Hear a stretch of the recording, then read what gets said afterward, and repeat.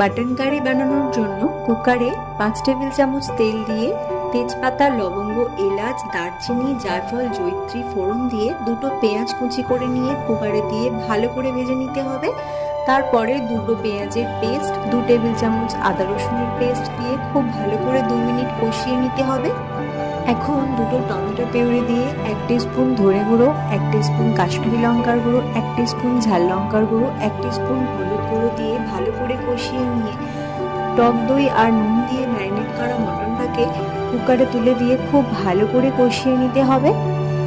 প্রায় 20 মিনিট ভালো করে কষিয়ে নেওয়ার পর স্বাদ মতো নুন আর সামান্য পরিমাণ চিনি মিশিয়ে আরও 5 মিনিট কষিয়ে নেওয়ার পর